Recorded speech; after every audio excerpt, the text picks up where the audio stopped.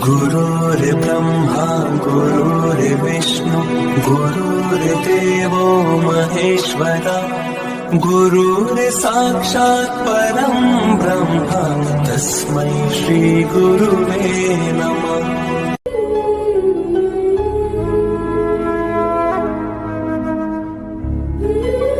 इस दुनिया में लोग गुरु भक्ति करने से डरते हैं। क्या गुरु की पूजा करें, कैसे उनकी पूजा करें? हम तो भगवान की पूजा करते हैं, लेकिन आप स्वयं त्रिलोकीनाथ को देखिए। जिस भगवान श्री कृष्ण की पूजा हम करते हैं, वही भगवान श्री कृष्ण की गुरु भक्ति को, क्या आप लोग जानते हैं कि भगवान श्री कृष्ण ने कैसी गुरु भक्ति करी? किसी को पता है? एक बार दुर्वासा ऋषि, दुर्वासा ऋषि के नाम सुना है कि नहीं? कैसे थे वो? बहुत शांत दिमाग के थे। शांत दिमाग के थे। क्या थे? हाँ, इसका मतलब जानते हैं आप लोग। इतने वो क्रोधी थे कि जो भी उसका नाम सुन लेता था तो डर से कांपने लगता था। उस ऋषि को कोई भी अपने घर में बैठाना पसंद नहीं करता था। क्यों? क्योंकि न जाने किससे क्या गलती हो जाए और कब शराब दे दे कोई पता नहीं है। क्योंकि अगर थोड़ा सा गलती हो जाए, वह क्रोध आएगा, जब क्रोध आएगा तो शराब देना निश्चित है। ऐसा लगता है शराबों की खान है दुर्वासा ऋषि के पास। कुछ भी हो गए, थोड़ा सा भी गलती, ले शराब। कुछ लोग ऐसे होते हैं, थोड़ा गलती हो जाए, ले शराब, ले शराब, जैसे शराब ही है उसके पास देने के लिए। तो दुर्वासा ऋषि ऐसे ही सब लोग डरते थे। तो एक बार दुर्वासा ऋषि हर नगर में पहुंच करके आवाज लगाते हैं, मैं दुर्वासा, मैं दुर्वासा। अरे कोई है जो इस दुर्वासा ऋषि को एक दिन अपने घर में ठहरने के लिए मुझे स्थान देगा? कोई ऐसा व्यक्ति है? मैं दुर्वासा, मैं दुर्वासा करके पूरे नगर में चिल्ला रहे थे। जो भी दुर्वासा का नाम सुनता था तो लोग दरवाजा बंद कर देते थे कि भाई ऐसा ऋषि अगर मेरे घर में आ गए तो भैया कौन शराब लेगा? जितना का सेवा नहीं करेंगे उतना शराब मिल जाएगा। इसलिए डर से कोई अपना घर में बिठाना पसंद नहीं करते थे। जब कहीं नहीं मिला तब आवाज लगाते लगाते दुर्वासा ऋषि पहुंच गए द्वारिका। अब द्वारिका में कौन रहते थे? भगवान श्री कृष्ण। और जब द्वारिका में उन्होंने चिल्लाया, मैं दुर्वासा, मैं दुर्वासा, मैं दुर्वासा ऋषि, अरे कोई इस नगर में ऐसा कोई व्यक्ति है जो एक दिन के लिए मुझे अपने घर में रहने के स्थान दे सकता है? सबने सुना लेकिन सबने नजरअंदाज कर दिया। लेकिन जो ही यह दुर्वासा ऋषि की आवाज भगवान श्री कृष्ण के कान में पड़े, भगवान श्री कृष्ण दौड़ कर आए और दौड़ करके आए उस ऋषि को लेने के लिए। कहे, हे गुरुदेव, आप मेरे घर पधारिए, मैं आपको स्थान देने के लिए तैयार हूं। बड़े आदर और सम्मान के साथ में दुर्वासा ऋषि को अंदर लेकर के आते हैं और एक सुंदर सा कमरा दे दिए। उसी कमरे में उसे बिठाते हैं, ऊंचे आसन पर बिठा करके उनका भव्य स्वागत करते हैं, उनके चरणों को धोते हैं स्वयं भगवान श्री कृष्ण। और ऐसे ऐसे संतों का दर्शन पा करके, ऐसे ऐसे ऋषियों को सेवा पा करके भगवान भी धन्य हो जाया करते हैं। और उनके चरणों को धो करके कहते हैं, चरण पखार किन अति पूजा, अमो सम आज धन्य नहीं दूजा। कि मेरे समान आज दूसरा कोई धन्य व्यक्ति नहीं है जो आपके चरण हमारे घर में पड़े। और अब उनको स्थान तो दे दिया, लेकिन दुर्वासा ऋषि का रहने और सहने का जो ढंग था बहुत ही अलग था। वो कैसा था? कभी कभी वो 50 आदमी का खाना एक ही दिन खा लेता था, और कभी कभी वो 4 दिन 5 दिन कुछ खाते ही नहीं थे। तो कोई आदमी किसी का घर में अगर ऐसा व्यक्ति चला जाए तो परेशान हो जाएगा कि नहीं? उससे परेशान हो जाएंगे, कहेंगे ये साधु है कि क्या है। लेकिन भगवान श्री कृष्ण ने उनको स्थान दिया और कुछ भी नहीं कहे। 50 आदमी खाते थे तो खिलाते थे। अब एक दिन क्या हुआ, जिस कमरे में उनको बैठने के लिए दिए थे, दुर्वासा ऋषि उस कमरे में आग लगा दिए। अब विचार कीजिएगा, अगर हम आपके घर में आए हैं, आप हमको जिस कमरे में बिठाए हैं, इस कमरे को हम जला दें, आग लगा दें, तो आप क्या सोचेंगे? आपके मन में क्या विचार आएगा? कुछ तो आएगा। कहेंगे हम एक तो बैठाए, उनको आसन दिए, इतना अच्छा घर में बिठाए, और ये मेरा घर को जला दिया। उनके घर को जला दिया, फूंक दिया। भगवान श्री कृष्ण ने एक भी शब्द उनको नहीं कहा और घर को जला दिया। उसके बाद भगवान श्री कृष्ण से कहते हैं कि कृष्ण सुनो, आज मैं कहीं जा रहा हूं, मैं बड़ा जल्दी में हूं, मुझे कहीं जाना है, तुम रथ लेकर के आओ। क्या लेकर के? रथ लेकर के आओ, मुझे कहीं जाना है। भगवान श्री कृष्ण कहें इतने आप जल्दी में हैं? अरे कुछ प्रसाद, कुछ भोजन वोजन कर करके जाइएगा, इतनी जल्दी क्या है? कहीं नहीं नहीं, मैं बहुत जल्दी में हूं और मुझे भोजन नहीं करना, अगर भोजन करेंगे तो देर हो जाएगी, मुझे जाना है कहीं, तुम जल्दी से रथ मंगवा दो। भगवान श्री कृष्ण कहते हैं कि मेरे घर से अगर कोई साधु भूखा चला जाएगा तो मुझे अच्छा नहीं लगेगा, इसलिए आपको भोजन करके ही जाना पड़ेगा। क्योंकि भगवान श्री कृष्ण सारे ये नियम को जानते हैं कि साधु की कैसी सेवा करना चाहिए, और कैसे अगर मेरे घर से साधु भूखा चला जाएगा तो जितने पुण्य किए हैं वो सब मेरा नष्ट हो जाएगा। इसलिए कहते हैं, इसलिए कबीरदास जी कहे हैं कि साईं इतना दीजिए जामे कुटुंब समाए, और मैं भी भूखा ना रहूं, साधु न भूखा। क्या कहे कबीरदास जी? साधु न भूखा जाए। ये नहीं कहे कि मेरा बेटी और दामाद भूखा ना जाए, मेरा पड़ोसी भूखा ना जाए, ऐसा नहीं कहे। अगर कहना होता तो कह देते, परंतु उसने क्या लिखा कि इतना हमको दीजिए कि मेरे परिवार का पालन पोषण हो जाए, और अगर मेरे घर में कोई साधु आ जाए तो उसको भी हम पूरा कर सके, उसको भी हम भोजन जुमा सके, कहीं हमारे घर से साधु भूखा ना चला जाए। साधु कहीं भूखा चला गया तो 1-2 जन्म नहीं, हमारे 100 जन्म के पुण्यों का नाश हो जाता है। कि आवे साधु जासु घर और पावे नहीं सम्मान, तो नसे पुण्य 100 जन्म की कहे स्कंद पुराण।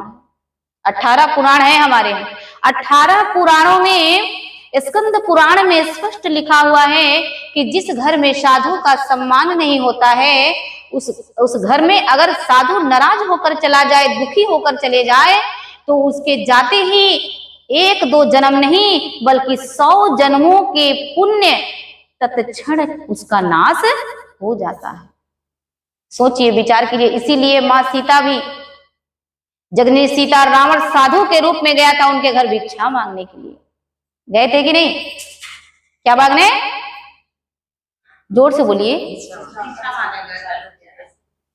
क्या सीता नहीं जानती थी कि ये कौन है? सब जानती थी। ये साधु के वेश में कौन है? राक्षस है। लेकिन फिर भी सीता लक्ष्मण की रेखा को पार करके साधु को खाली नहीं जाने दिया। उनको दिया कि नहीं? उनके चरित्र पर दाग लग गया, अपने पर कष्ट ले लिया। क्यों? क्योंकि माँ सीता भी जानती हैं कि अगर मेरे द्वार से साधु अगर खाली हाथ लौट गया तो भैया अनर्थ हो जाएगा। इसलिए सीता भी हर हाल में उनको भिक्षा दिए। तो भगवान श्री कृष्ण जी कहते हैं कि बिना खाए चले जाएंगे तो हमें क्या लाभ हो? तो कहे अच्छा ठीक है, मैं भोजन तो करूंगा, लेकिन सुनो,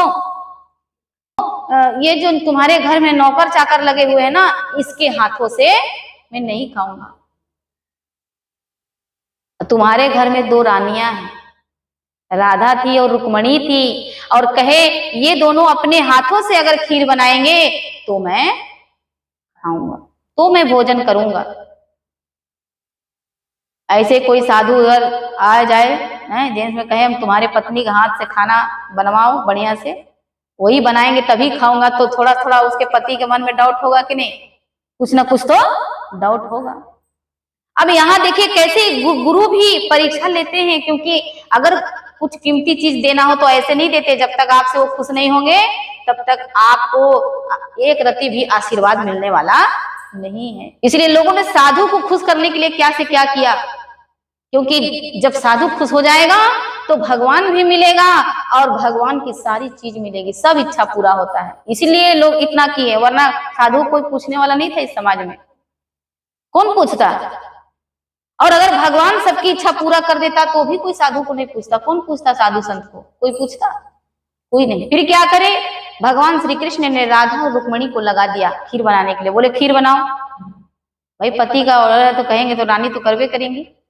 और खीर बनाए तो दुर्वासा ऋषि को इतना जल्दी था, रे जल्दी करो कृष्ण, इतना देर हो रहा है, जल्दी करो। बेचारी लकड़ी फूंक रही है, उसमें फूंक मार रहे हैं, धुआं निकल रहा है, आंख से आंसू गिर रहा है, खीर क्या बनेगा। जो जिंदगी में कभी चूल्हा का मुख नहीं देखे आज भोजन बना रहे हैं, क्योंकि उनके रानियां दास दासियां लगी रहती थी ना, दास दासियां लगे रहते थे, उस दास दासियों से नहीं आज भोजन नहीं बना रहे, आज स्वयं दोनों रानियां बना रहे हैं और आंख से आंसू गिर रहे हैं, धुआं लग रहा है, बहुत कष्ट हो रहा है, लेकिन फिर भी बना रहे हैं। और दुर्वासा ऋषि को इतना जल्दी है कि उसे रुकने का जरा भी वो नहीं है, वो तुरंत ही रसोई में चले जाते हैं। कहीं अभी तक खीर बना नहीं, तुरंत रसोई में चला गया और अभी खीर पका भी नहीं था, कच्चा ही खीर को उतारा और उतार करके उसको जल्दी जल्दी से खाने लगा। अब विचार कीजिए, ऐसा अगर हमारे घर में हो तो मान लीजिए खाना बन रहा हो, हम कहें भाई हमको जल्दी है जाए, खाना बना भी नहीं है, वहीं उतार के रसोईया में हम खाने लगे जल्दी जल्दी, तो आप क्या सोचोगे, भाई ये साधु ठीक नहीं है, ये साधु ठीक नहीं है, इसको सेवा करके हम क्या करेंगे, तुरंत अपने घर से बाहर निकाल देंगे, भैया दोनों हाथ जोड़ लेंगे, कहेंगे हमारे घर मत आइएगा।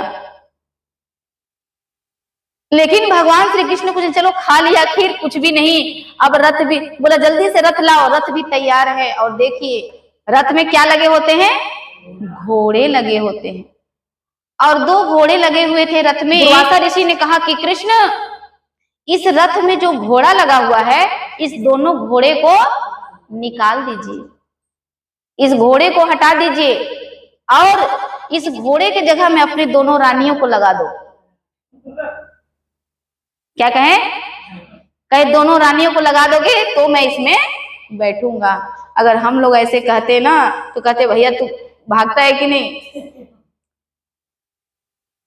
हम जब घोड़ा जा रहा है तो इसमें रानी को लगाना क्या जरूरी है, कोई जरूरी नहीं। आपको जाने से मतलब है, हम लोग सीधे रहते क्या कहते हैं, आपको तो जाने से मतलब है ना, घोड़ा खींचे चाहे इंसान, क्या इससे फर्क पड़ता है। लेकिन दोनों घोड़ों को हटा दिया, और जो बेचारी लोग इतने कोमल कोमल, उन लोग का हाथ और शरीर जो कभी काम घर का एक नहीं करी, ऐसी रानी थी वो, और गुरु के रथ को खींचने के लिए तैयार हो गई। दोनों रानियों आज लग रहे हैं, खींच रहे हैं। और सुनिए खींच रहे थे तो अब दोनों भगवान श्री कृष्ण जी जब लगा दिए रानियों को, तो भगवान श्री कृष्ण जी सोचे कि अरे हम रानियों को लगा दिए हैं, अगर कोई समाज के लोग देखेगा तो क्या बोलेगा, ये तो पूरा पागल हो गए हैं। अरे साधु ने इसका पूरा दिमाग खराब कर दिया है, कि इतना खराब कर दिया है कि घोड़ा के जगह में अपने दोनों पत्नी को लगा दिया। अरे ऐसा तो कोई साधु के लिए नहीं करता है, ऐसा कोई करता है क्या, नहीं करता है। इसका साधु जरूर कोई मंत्र फूंक दिया होगा, इसका दिमाग खराब कर दिया। तो भगवान श्री कृष्ण ने सोचा एक चालाकी करते हैं। क्या चालाकी करते हैं, कहते हैं कि इधर से नहीं, इसको दूसरे रास्ते से ले जाते हैं, जैसे ताकि कोई देखे नहीं, चुपके चुपके पहुंचा देंगे। जब चालाकी करते हैं थोड़ा सा आगे निकलते हैं दूसरे रास्ते से, तो दुर्वासा ऋषि तुरंत कहते हैं कृष्ण आज मुझे इस दिशा से नहीं बल्कि पूरे इस नगर से घूम करके इस दिशा से निकल करके उस दिशा की ओर जाना है। क्योंकि गुरु होते हैं मन की जाने सब गुरु कहाँ छिपावे अंत। मन की बातों को और कृष्ण की बातों को, एक एक चालाकी को वो समझ रहे हैं कि ये क्या सोच रहा है, और वहां उसकी कोई चालाकी नहीं चली। भगवान श्री कृष्ण कहते हैं कि मैं आपको इधर से ले चलता हूँ। गुरुजी बोले नहीं, इधर से आज मैं नहीं जाऊंगा, आज मुझे नगर की सैर कराते हुए और हमको उधर जाना है। अब लोग जिससे बचना चाह रहे थे कि लोग क्या कहेंगे, कैसे क्या कहेंगे, तो और पूरा नगरों में घुमा रहे हैं ताकि पूरी तरह से इसकी मान मर्यादा क्या हो जाए, मिट्टी में मिल जाए। हम लोग को इज्जत का ज्यादा ख्याल रहता है ना, क्या कहेगा लोग साधु के साथ। अभी हमसे मेरे साथ कोई चलने लगे रोड पे तो लोग क्या कहेंगे, अरे साधु के साथ चलने लगे सब, लगता है उसकी भी बुद्धि खराब हो गई। शर्म लगता है लोग को, लज्जा लगती है साधु के संग चलने में, लगता है कि नहीं। और वो सोचिए रथ पर अपने गुरु को बिठाए हैं और रथ के घोड़े के जगह पे दोनों रानियों को और पूरा गांव पूरा नगर देख रहा है। क्या उस समय क्या उस लोग उनको पागल नहीं कहते होंगे? कहते होंगे कि नहीं? क्या भला बुरा नहीं कहते होंगे? हैं? कहते होंगे। लेकिन भगवान श्री कृष्ण ने इसका भी परवाह नहीं किया। और जब आए रथ पूरे नगर से निकाल करके जब उस जंगल ले जा रहे थे, तब भगवान श्री कृष्ण ने सोचा अरे मेरे रानियों को बहुत कष्ट हो रहा होगा। तो भगवान धीरे धीरे रथ चल रहा था, भाई वो लोग कितना खींचेंगे। जब धीरे धीरे चल रहा था, भगवान श्री कृष्ण सोचा यहाँ भी चालाकी करते हैं, वहां उंगली से एक उंगली लगा दिया, जल्दी जल्दी उस चक्के को जल्दी जल्दी ठेल रहे थे। तो दुर्वासा ऋषि बैठे देख रहे, बोला ओ यहाँ चला गया। सोचा इतना धीरे धीरे चल रहा था, अभी एकदम स्पीड कैसे हो गया। दुर्वासा ऋषि देखता वो यहाँ भी चालाकी हो रहा है। ए भगवान श्री बोले कृष्ण तुम एक काम करो, तुम खड़े हो जाओ। उसको खड़ा कर दिया, खड़ा कर दिए। और उसके बाद जब रथ को पूरा नगर में घुमा करके जब ले गए हैं तो जंगल की ओर, तो कहें दुर्वासा ऋषि की कृष्ण अब एक काम करो, रथ को यहीं पर खड़ा कर दो, रथ को यहीं पर खड़ा करो। जब रथ को खड़ा करे हैं तब दुर्वासा ऋषि कहते हैं कि हे कृष्ण मैं तेरी गुरु भक्ति से बहुत प्रसन्न हूं, तेरी सेवा से मैं बहुत प्रसन्न हूं, और इसलिए हे कृष्ण आज मैं तुझे अजर अमर बना दूंगा। लेकिन भगवान श्री कृष्ण ने सोचा अगर मुझे ऐसा बना देंगे तो दुनिया में हर कोई अमर होना चाहेगा। इसलिए लोग देखते हैं राक्षस लोग वरदान मांगते हैं, मुझे अमर बना दो। हिरण्यकश्यप भी सोचते थे मैं कभी ना मरूं। कुछ लोग ऐसे हो जाते हैं जो मरना नहीं चाहते हैं, ऐसा वरदान मांगने लगते हैं। इसलिए भगवान श्री कृष्ण कहे कि जो धरती में आया है उसको एक दिन जाना पड़ेगा, चाहे मैं क्यों ना हूं। इसलिए भगवान श्री कृष्ण ने एक छोटी सी गलती करी। क्या करी कि अपने पैर के तलुए के नीचे एक पत्थर को, कंकड़ को दबा करके रख लिया तलुए के नीचे, और दुर्वासा ऋषि ने उनके नीचे से लेके ऊपर तक यूं निहारा, उनके शरीर को वज्र बना दिया, वज्र बना दिया उनको। ऐसा आशीर्वाद उनको दिया गुरु की प्रसन्नता से। भगवान श्री कृष्ण कहे हे कृष्ण तुम दुनिया में पूजनीय होगे, सभी लोग तुम्हें पसंद करेंगे। आज भगवान श्री कृष्ण की कितनी पूजा होती है इसके आशीर्वाद से, गुरु की आशीर्वाद से। ऐसे की भगवान श्री कृष्ण की गुरु भक्ति से प्रसन्न होकर के दुर्वासा ऋषि ने उनको ऐसा आशीर्वाद दिया, आज संसार में उनकी पूजा होती है, उनको मानने वाले की कमी नहीं है, उनके चाहने वालों की कोई कमी नहीं है। और उसके बाद जब भगवान श्री कृष्ण वहां से लौट कर आते हैं अपने घर, तो क्या देखते हैं कि जिस कमरे में आग लगा दिए थे जैसा का वैसा ही था, कुछ भी नहीं बिगड़ा था। तो फिर ऐसा क्यों हुआ? क्योंकि गुरु जो होते हैं वो जो सेवा करते हैं उसकी परीक्षा लेते हैं। न जाने कब क्या कह दे, न जाने कब क्या कर दे, कोई पता नहीं। सब कुछ ठीक ठाक था महाराज। भगवान श्री कृष्ण समझ गए कि गुरुदेव जो थे वो हमारी परीक्षा ले रहे। कुछ न बिगड़ेगा तेरा गुरु शरण आने के बाद, और हर खुशी मिल जाएगी कदमों में झुक जाने के बाद। प्रेम से बोले श्री सद्गुरुदेव भगवान की, बोल साचे दरबार की।